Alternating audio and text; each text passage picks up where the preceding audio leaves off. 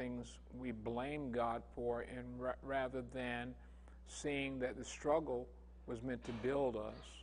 As Evangelist Lee preached on Sunday, there has to be a yes inside of us.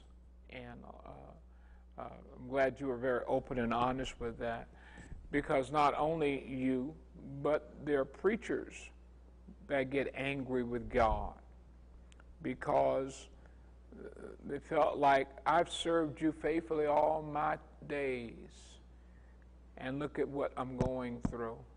Look at this cancer. Look at this. They're amputating my legs, or are doing this. And they're preachers, literally pastors, bishops, that get angry with God because they just felt like, I've given you my best. And is this my reward for that? So my question is, why do we get angry with God? Thank you, Brother Andre.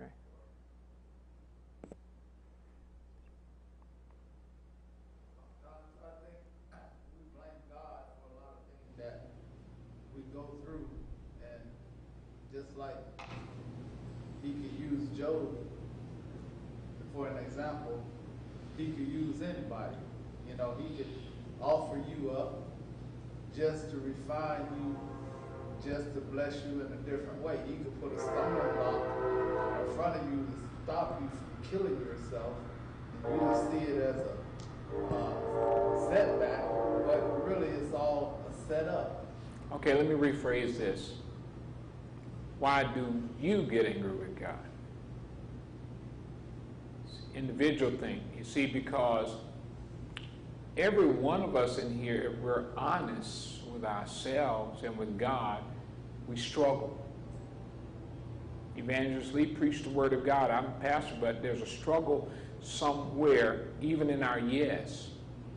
And the enemy designs the struggle to cause us to lose heart, to lose faith, to not trust God.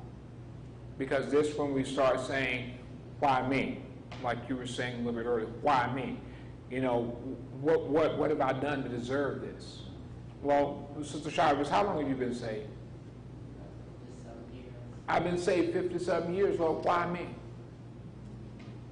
Where's my reward? You know, I've been faithful. And I know we use Job as the picturesque part of that, but not many of us in here are at Job's level. If we tell the truth, we're not at Job's level. You start losing everything you got, you ain't going to say the Lord giveth and the Lord taketh away. You might say God, but it won't be inviting some other adjectives behind that, all right? So why do I get angry with God for my struggle? I'm going to say that I personally would like to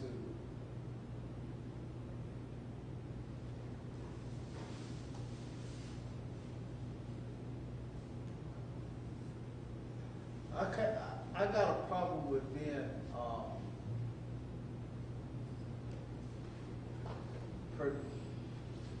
unproductive. You know what I'm saying? It's like I want to build something to generate something else. You know, I'm a builder. I'm whatever it is. I like to put stuff together and make it work. Okay, so I know we're hopeful in God for certain things to materialize and transpire, but again, it's in God's timing, so not my timing. So I got to figure in God's time instead of my time, and it's a wrestle with me to move forward in a day, or in 2 days, or in a week, or in a month.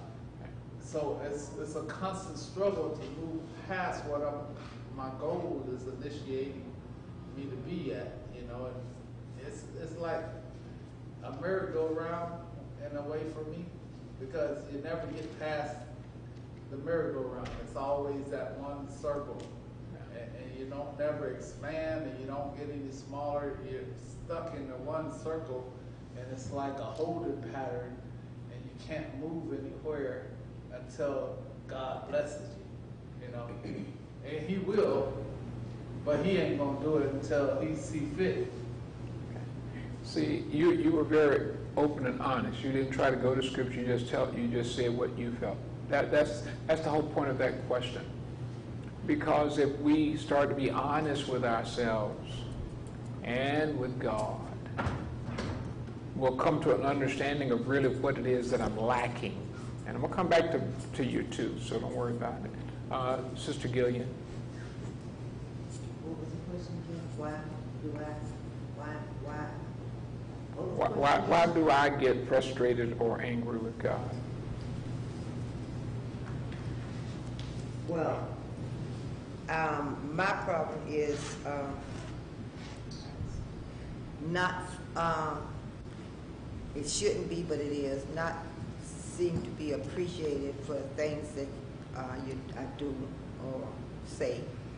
Always seem to be talked down, or, you know. That's a hurtful thing, isn't it? And then not where I want to be, and seem like I'm probably hindering myself, but it seems like somebody else is blocking my way, won't let me get there. That's a hurtful thing, isn't it? Because you carry that pain with you every day. And even when you try to raise your head above it at those moments when you feel like I got a moment, like something just pushes you right back where you're at. Sister Ruthie?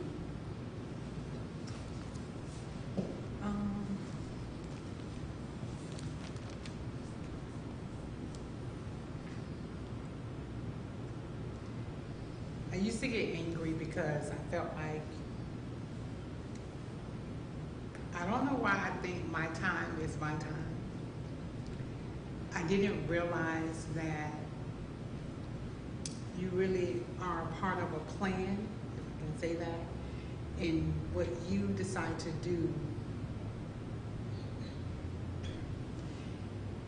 it hinges on someone else getting where they have to go. Does that make sense? It makes sense, but I think you're trying to attach your promise and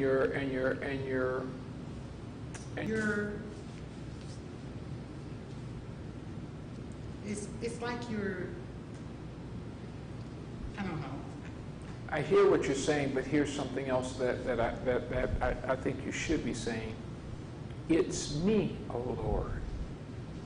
It's me, not my brother, not my sister, not pastor, not anyone else. It's me with you.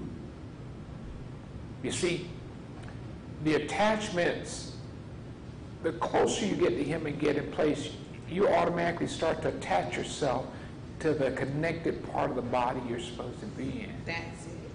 Yeah. But before you try to attach, it's like putting the wrong mechanism on the wrong part of the car, and it ain't gonna work right. I need to make sure that I'm attached vertically before I ever try to attach horizontally. You see what I'm saying? And a lot of us make that mistake of You won't tell me, so I get upset because I need for you to tell me. I don't know what to expect. So I feel like you're God. Why can't you just tell me what you know? Like, I need you to tell me. David said, I waited patiently on the Lord, and he inclined unto my ear. Again, you're part of the microwave generation. God, when I speak to you, I expect to get an answer now. No, I just want to know about me. I know it, but you want it now because now you're asking him now, and then he don't say it now, he don't say it next week, and all of a sudden, and here's what a lot of us do, because you're going to find what one is going through, some of the others are going through similarities as well. we get discouraged. We don't quit, but we lose that momentum. And we say, now, God, well, God, what do you want me to do? Well, first of all, again, I'm going to go back to this, what I said earlier with you.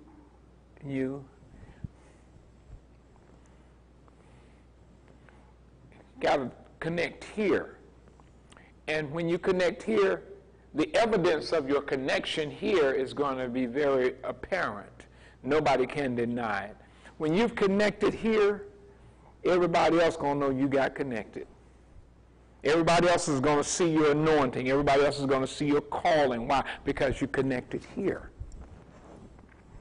You'll start to walk in with an air of not arrogance, but a pride. And it doesn't matter what anybody else says or does because I've connected here. I'm not here for you until I get here for him. And once I get there for him, I can deal with you. But I got to get that connection here. You see what I'm saying? And in order to get that connection here, regardless of where we're at, that takes spending time with God. And the greatest thing you got to understand is it's not superficial. It has to be heartfelt. It has to be a desire. David says so many times, I cried unto the Lord. I waited patiently for the Lord. And all of Job's, and I'll use what Brother Rodney said a little bit earlier when he was alluding to Job as evangelist. He didn't bother about the stuff. But the enemy knows where to hit you where it hurts. He knows what's going to affect you more than anything. Because he tried to mess with you with your finances. He tried to mess you with your household, husbands and wives. He tried to mess with you with your job. He tried to mess with all those things. And you just said, the Lord giveth and the Lord taketh away. Blessed be the name of the Lord. But then he hit you where it really hurt. And that's when Job went into sackcloth. He ripped his clothes and put ashes all over himself. But still, he said, the Lord giveth and the Lord taketh away. Blessed be the name of the Lord. And in all of this, Job sinned not. He was hurt. He was wounded. He was distraught. He was tore up from the inside out. But because he had this vertical alignment with God, he could deal with this horizontal alignment with everything else. Y'all getting this picture what I'm talking about? If you get this vertical alignment with God, if and when, all this other stuff that you go through, you can handle that. Why? Because there's something about my connection with God that gives me a peace that passes all understanding. In other words, it don't make no sense while I can still be sitting here and giving God glory and the whole bottom just fell out of my life. So you see, you can't try to connect here because every joint supplies something to the joint it's connected to. And if you connect to other folk and they ain't got nothing, they draw every little bit out of you. Am I right, evangelist, with that? Will drain you like a vampire sucking blood out of a human being. And you wonder why every time you come around, it just takes life out of you. But then that's why you got to carry that word with you, because when you give God what he wants, he gives you back something. That's why I said the joy of the Lord is my strength.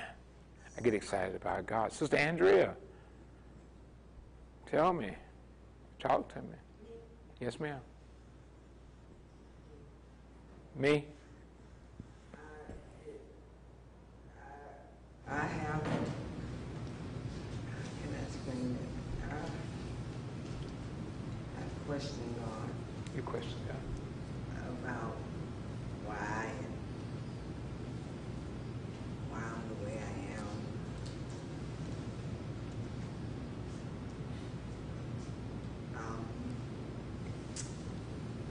broken.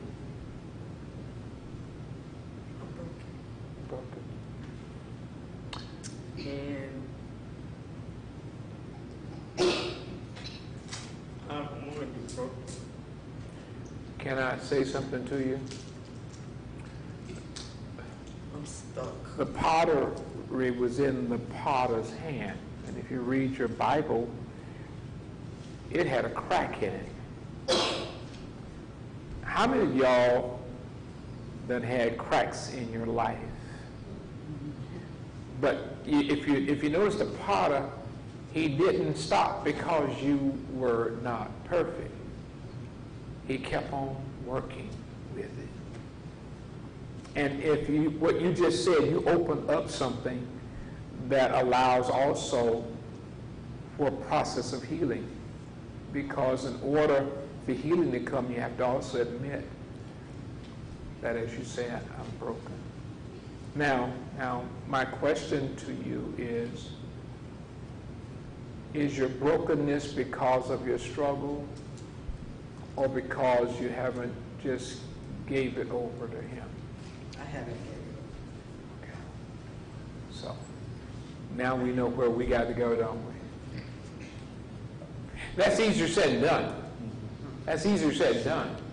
When you're in the midst of the valley, everybody can tell you, come on out of there. Oh, you can do it. But you're the one down in there, and you're looking around, and you don't see what everybody else is seeing. They're trying to cheer you on, but all you see is, can I go this way? Dry bones. Dry bones. Y'all didn't expect me to ask this question when I came in, did you? Deacon Mays, they told me you had shaved your head, and I didn't see it Sunday, so I don't know whether you're in sackcloth because your daughter got married or what, you know? It don't look too bad. I hear a song, though. Shine on me. Move right along. All right. I ain't going to mess with you. I ain't finna follow you, though, but I ain't finna mess with you. What is it from you that you feel angry with God?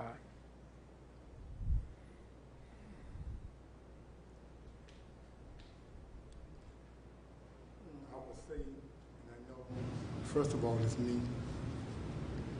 But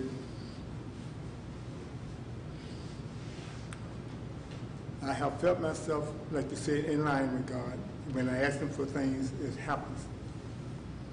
And when I'm not in line with him, when I ask him, I don't get no answer at all. And then sometimes patience get aggravated and get short. And then I have to question myself. And then I question myself, why am I getting angry with a God who knows everything? Why am I getting upset with a God who knows my tomorrow even before I know it? So I often question myself with God when I get out of alignment with him. But I have to question myself and ask myself, why am I doing it? And the word always come back to me. In different ways, you do right by God, he'll do right by you. You stand then the fruits of the Spirit always fall back on my mind also, because that is something that we have to have in our life, is the fruits. Then I ask myself, am I doing all the fruits or living all the fruits? Because you can't do it in a fleshly manner, you got to be in a spiritual manner. So I know what it is. Sometimes I do know what it is. I'm not in my word as deep as I should be and not as often as I should be. I believe that's one of the reasons why I'm out of the alignment. And when I focus more on it, then I can feel his presence more with me when I ask him things or do things or see things. But the main thing is to stay in line in his word. You mentioned the fruit of the Spirit. How many of you ever paid attention to the order of the fruits? And the order it's in is the order in which you grasp it.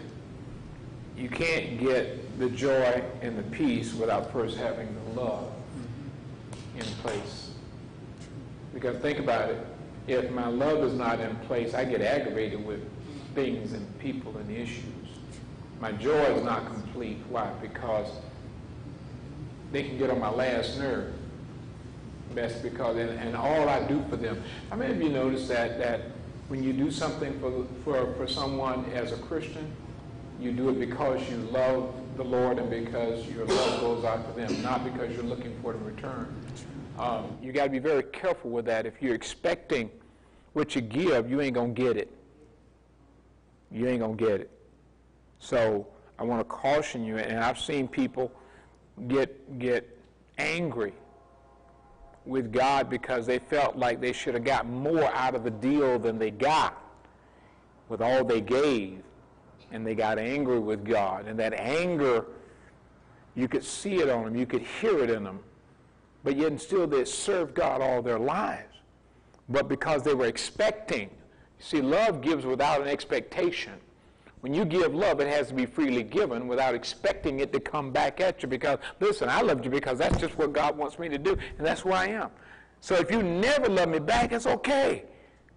You got to get to that point where I don't expect, and I learned that a long time ago when I watch people and I watch things and I watch some of the same people that I'm talking about now.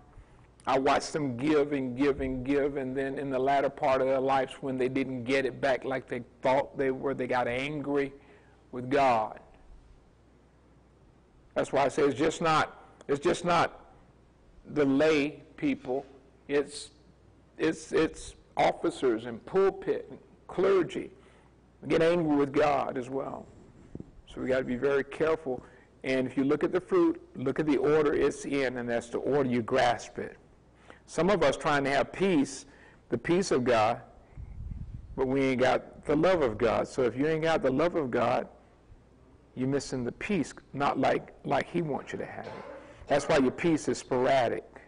You see what I'm saying? So you got to function that. Sister Shivers, your turn.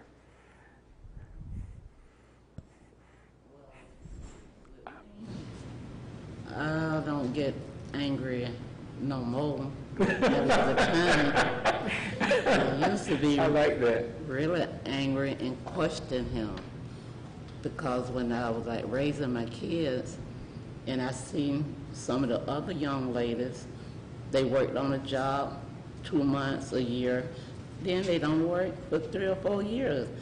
And I'm out here on a job, I'm saying, oh, wow, I'm out to work so hard. And these other people, they can work like this little bit of time and that little bit of time and that's it. And I wanted to stop working so much and so hard. And then I used to go with my mama and sit and talk with her. And she used to tell me, Gail, you work so hard. And I say, Mom, I ain't got no other choice now. I got to work hard now. I ain't got no other income coming in but the little income, that I'm doing. Because at that time, my old man was in prison. I wasn't getting nothing. So I said, Mom, I have to work. So, but I was questioning God, and I was getting a little angry. And, but now, since God now saved me, and I can talk to him, I walk and I talk to him, and I ask him questions, like things that I don't understand or things that I want. I talk to him, Lord, I need this, and you know what I need. Lord, I know you'll give it to me when you get ready and whatever. And I talk to him, so now I don't get angry with him. Like I even said to my husband, I said, I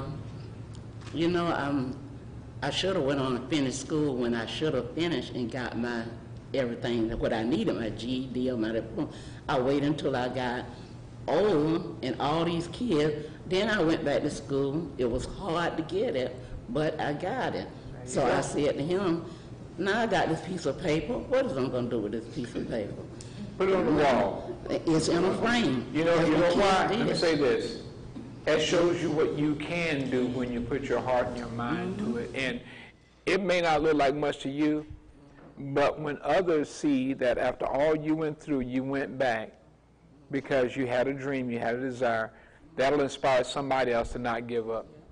And that's what he told me. That's what he told you? He said, look what you did. You did a great, wonderful job. You raised these kids, you went back to school, got there, and you worried about the other people. They done went and got they finished school, what they did with it.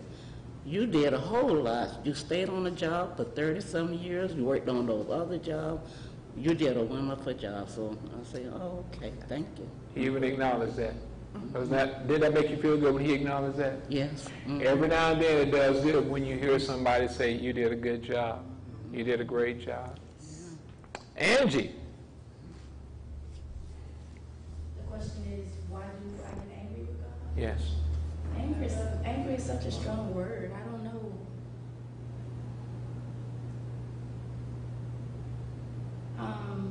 Angry, frustrated. I would say more, I get disappointed. Okay. Because you know how you have your whole life mapped out in your head. And that big wall just comes and knocks everything out of order. And you have no idea why or what now, because that was like your only path that you charted, because that was just like, that's it. So now you get lost. And then I find myself just like, I feel like I'm going in a circle. So I get lost, confused, and then I'm just like, what now? So get a little disappointed because I feel like I'm wasting my life.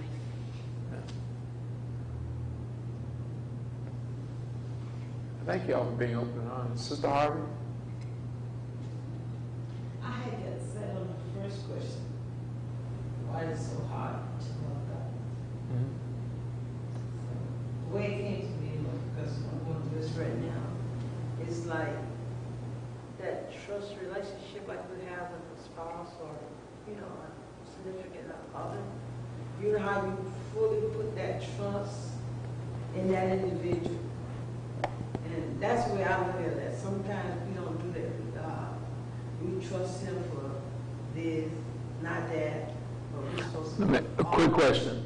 Are we saying we or I? I'm sorry. Oh, okay. That's why I said. I'm making this personal. Why? Because what you're doing is being honest with yourself and God, and you'll see where it takes you. Go ahead. Yeah, that's what came down to me, is like that, how we can, when we have a relationship or whatever, or a marriage or whatever, how we put that trust, because that's how that love builds. So it's the same thing with God. We got to really, truly trust Him, you know, not just saying it, but really trust Him. Because sometimes, you know, we're weak there, and become the gods, working on us, or dealing with me. Okay, you said something. That's how that trust and love builds. So how do we build that with God? We gotta build that relationship. But again, here, okay, I want to bring something out, because a lot of times we just think it's something I got to pray about and I got to read my Bible more. The test that you go through is designed to build you, not break you. But most of us see the test as, God, where are you? Or the struggle, God, where are you? And again, I have to go backwards, because I started through mine real early, and what I saw, my test was God developing me. And if I could go through this, watch Him, if you get the victory in this, then I can get the victory in that. If your faith is consistent with your word, if He can take me through this, when your next struggle comes, because if you're really learning from Him and learning about Him, if He brought me through this, guess what He's able to do? Able to bring me through that. But what do we get? We forget where He brought us through over here, because all we're facing is this over here. You want to say something, Angie? Something came to me when you were saying what you just said, because when I went through mine with school, I think it caused me to grow spiritually, because at first I was just like, what am I going to do now, God? Like, what now? And it caused me to, you know, after I went through my stage of feeling sorry for myself and having my little pity party, I then started to ask God, okay, like, what are you trying to show me? What do you want me to learn from this? And it caused me to talk to him more, to seek him more. And I feel like what I went through caused me to, I was focusing more on my natural, and I feel like that was the point he was making. You can't do anything without me. So I'm gonna touch the very thing that you rely on the most. And I feel like because he did that, that caused me to seek him more. And spiritually, it caused me to grow more. What hinders you from really loving God or you get angry with God?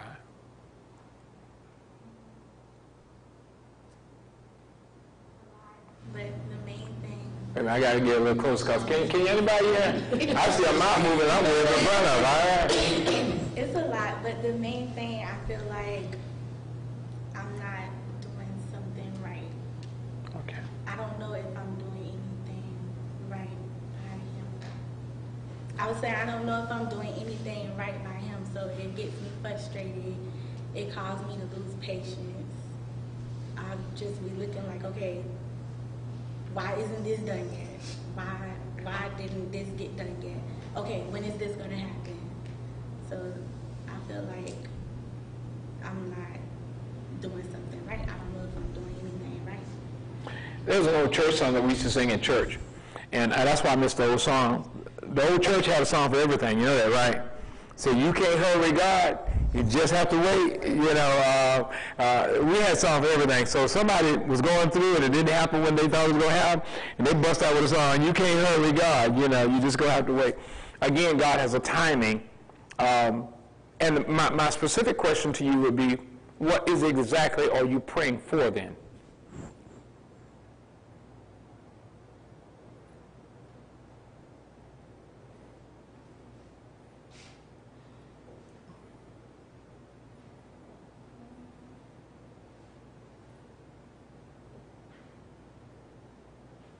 In all, it would be a better life. A better life? A better life here, a better life with him. Okay. Just in all, because it's all balled up in one. Can I give you one to pray for? Save my husband. Because we're two are together, touching and agreeing. You see, you can get the better life over here, but if he doesn't have the life you have there, and he's a good man, I pray for him all the time, it's still going to be something missing, because you want somebody to walk with you while you're walking with God. And guess what? Both of you can walk with God. You want to do that one for me? Lord, save that Negro. I know I'm on camera. I shouldn't say that, right? Save him. That's your first and utmost prayer. Save my husband. Then watch. Then after the salvation, help us to grow. And that's going to be our job. And eventually, that's where I got to put that class back in here for the new converts, because you all need to be taught those different stages of salvation and how it works. And I apologize, I haven't done that. So I may have to teach that class. Sister Whitley is excellent at teaching. I'm going to try to get her back in here to teach it, because she laughed and cut up, but boy, I tell you what, when you leave her class, you done learned something. All right. All right. Brother Ernie, I see you in the corner. I would say the same thing. I was angry with God, but I was questioning why me. Like I felt like I had such a huge heart, and you look at the natural, like I do this and I do that, and I serve, I'm faithful, and I do for everybody and their mama. Right. And yet I'm still at the end of the line. Why me? That's how I saw it. And I think a couple years ago, like a light bulb just turned on. It's like, well, one, why not you? And two, wait patiently. I know I have to do, but I need you to wait, because while you're waiting, that I need you to grow. I need you to mature. I need you to get all those things that you're supposed to get.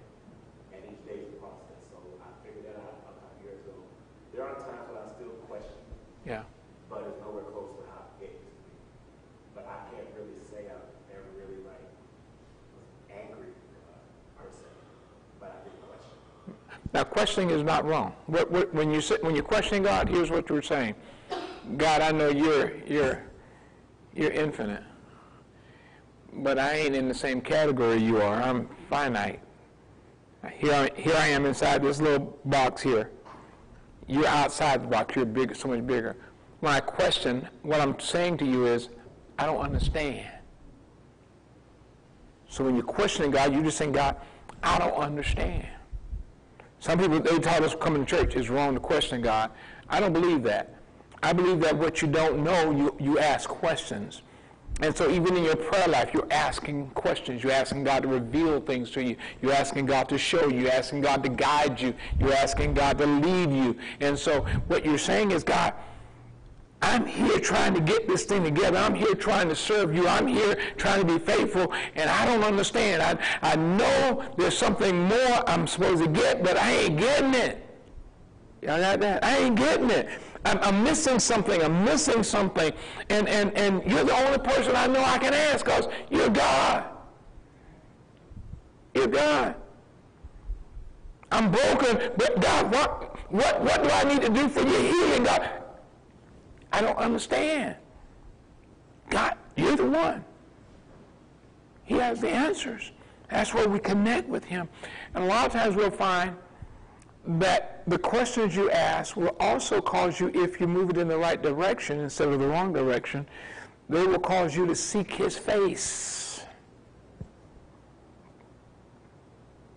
They'll cause you to turn the plate upside down, because some things that you're only going to get through. Okay? If you really want something, if you're really desperate for something, desperate situations calls for desperate measures. So God, me and the pig been getting along real good. Plate full, barbecue, fries and collard greens and everything else. But God, I want something from you, and you're the only one that can give it to me. So guess what I'm going to do? I'm going to turn the plate upside down, and I'm going to seek your face. Now, you don't have to try to get drastic. The length of the fast is not as important as the intent and purpose of the fast. You can fast for 40 days and still get nothing. You can fast for 3 days and get something. All right? There's 8 different fasts. I've taught on those. And you pick how you want to fast. I say the best for last, Evangelist Lee, Oh, before you get to the best. Okay. Sister Bessie wanted to answer it. She texted me her answer. Go ahead. She said that I get frustrated with myself because I feel so uncertain about who he's created me to be. Sometimes I wish he would show me a glimpse of where I'm supposed to go or who I'll become. Maybe Sister Ruth was talking about, that was what I was trying to say. Read that again. She said, I get frustrated with myself because I feel so uncertain about who he's created me to be. Sometimes I wish he would show me a glimpse of where I'm to go or who I'll become. One of the problems with that is if you're trying to do everything, you cannot pinpoint and direct on any single thing. But, and I'm speaking for both of us right now, if it's not that you try to do everything, but how do you know how to do the one thing? First of all, Bessie's gift is administration. She's an administrator. You have an evangelist called it. I know you don't want it. Always on the end of the other spectrum, administration.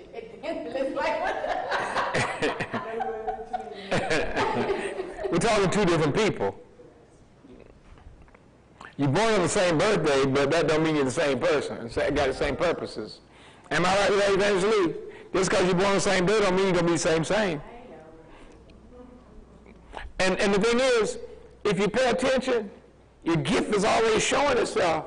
Over and over and over again. I mean, you can't even get up there and say that without getting all caught up in God. God be trying to tell you. But again, there's some things, in order for God to fully advance you to where he wants you to be, you got to shed off some dead weight. The first thing I had to do when God was calling me farther in was to cut loose all my friends. I had to cut loose the brothers in the church. And you know, we had Button Up and we had Bernard and all of them and Joy. And he put me by myself.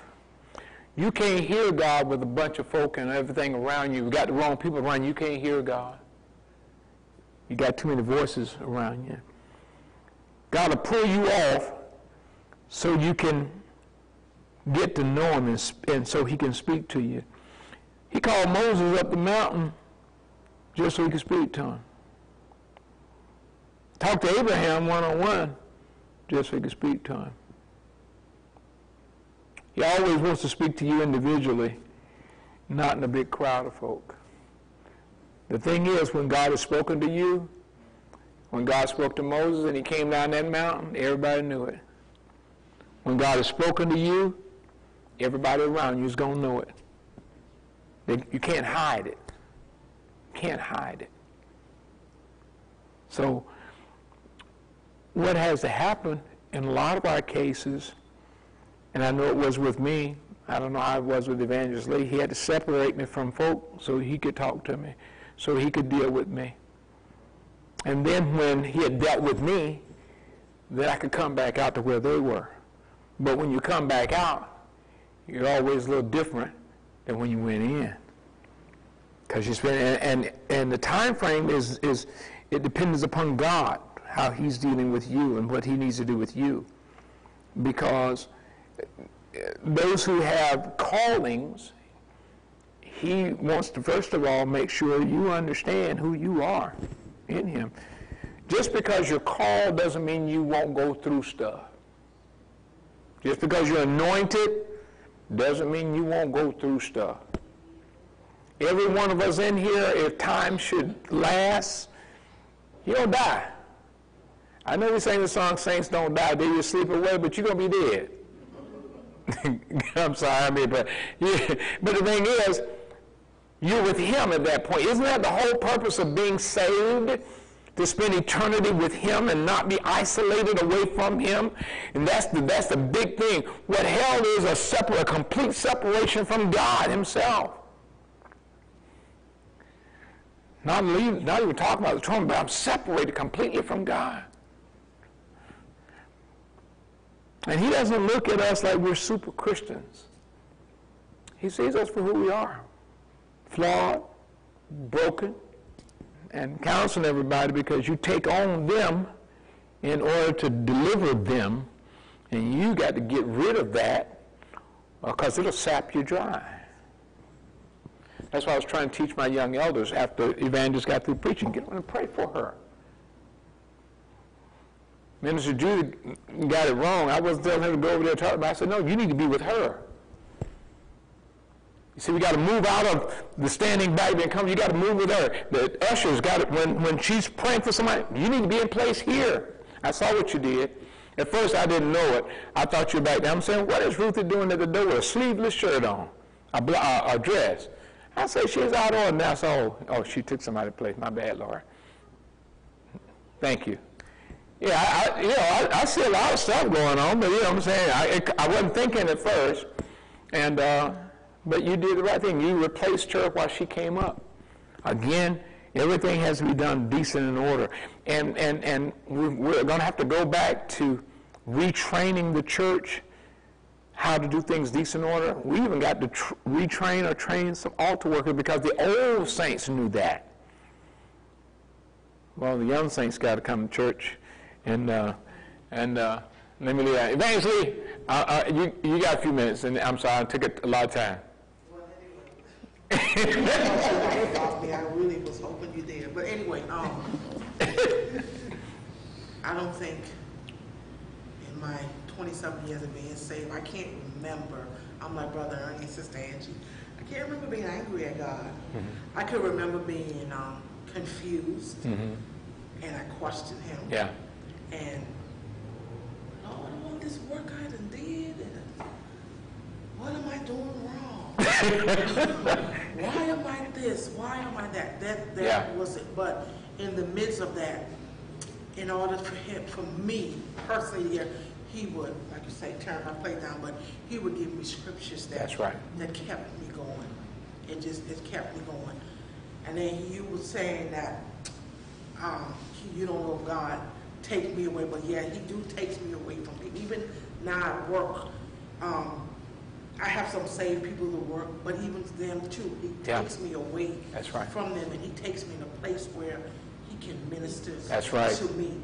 And I Exactly. remember some years ago, I had this dream or vision, and I'm pulling this wagon, but I had people helping me pull the wagon. And I'm like, Lord, why is this wagon so heavy? And I got people pulling this wagon. And this were people that were supposed to be friends, family, people that were supposed to be close to me. That's right. And I'm like, Lord, why is this wagon so heavy? And these people helping me. And I pulled again, and it became light. And I looked back, and he had already took away some of the people that were there pushing with me. So there's time when we're going to go through where he's going to take us away from people. And yeah, I hurt. Yeah. And he do hit us where it really hurts the most, because when my spiritual brother, I call my adopted brother because my former pastor, his son, because we're close like that, and I told somebody to work, I said that, well, when death comes, it comes in 2 and 3. I always heard that. Never. Yeah.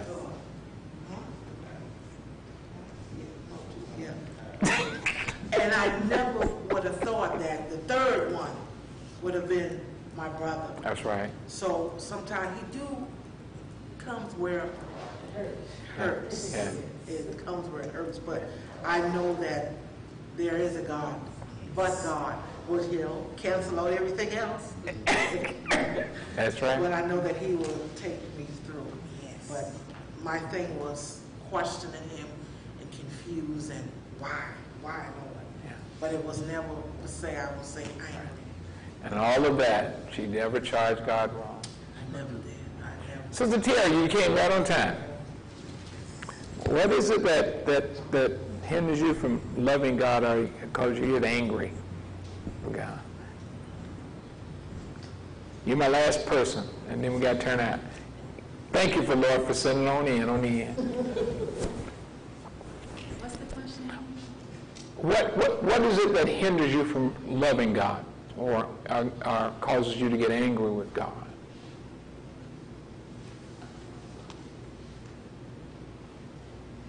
When stuff happens to me that I don't like. Beg pardon? When stuff happens to me that I don't like. When you don't like? That you don't like? When stuff happens to her that she doesn't like. Oh, I got a lot of that, but you know. Go ahead. Yeah. Give me an instance something happens to you and you don't like.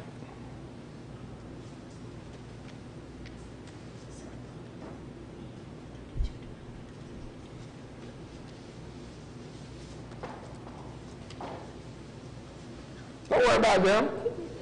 They already had their turn. You just came in late, so you didn't hear them.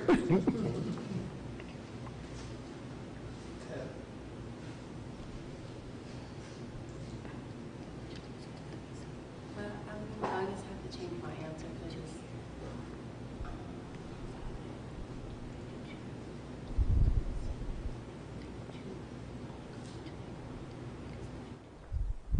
Just whatever. Just say it.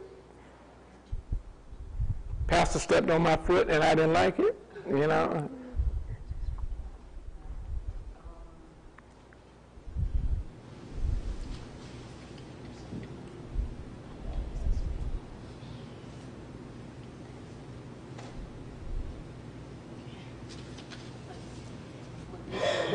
death. What's that? Death. Death? Yeah. And let me say something to you. You have a great heart, a great spirit. I'm going to say something that I gave you before. You're the one that is the catalyst for change in your family. You got to remember that. They watch you. And that's why you have to pray, God, strengthen me. Mama watching me. Daddy watching me. Family members watching me. I can't get in all the mess. I got God, give me a word that's going to bring peace rather than get involved in it. You're the catalyst for change. You're that seasoning that makes the collard greens taste right, if I put it that way. You're the seasoning that brings out the aroma in what's good in your family. And every now and then, God will pick out one that has a heart for him. And he'll give them a task that's not easy. Because that's your family and you love them. But you got to always say, God, how should I handle this? What should I say? Because I want to give you glory and I love them. Because let's face it, death is one of those things that you don't like to see happen. But it will happen. The question is, where does my family spend eternity? I want them saved. You're that catalyst. I told you that how many years ago? It's been a long time, right? Everyone, mom and dad especially, you're that element in that family that can bring change. Your brothers and all of them, you're that element that can bring change. That's why you want to ask God, God, equip me and prepare me. All right? Pastor Love, you got a great heart. You really do.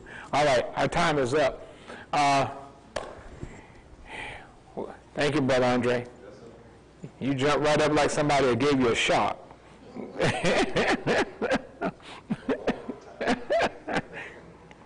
I got to call. Is Dad-in-law doing any better? Brother Andre, is Dad-in-law doing any better? Yeah, I don't know if he went to the doctor or not. He would laugh and joke when I went by. Well, you can laugh and joke and then fall over die next minute, you know. I'm sorry. But, and every now and then, sometimes the Lord will have me ask you a question that makes you really take a look at you, because you're better than that. And things do hurt. Sometimes we laugh about things, but we laugh to cover up how we really feel. And so one of the things I would pray if I were you is Lord, strengthen me for every moment that comes through that seems like an attack. Because you can't back the years up, so your years to go should be ones that have a testimony about it. All right?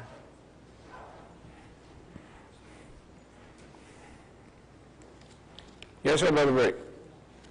I'll wait till after It won't be long, because I'll be gone. You like my rhyming? I'll go ahead and get you now. If it's on what we talked about, if it's something way out the left field, leave it where it's at.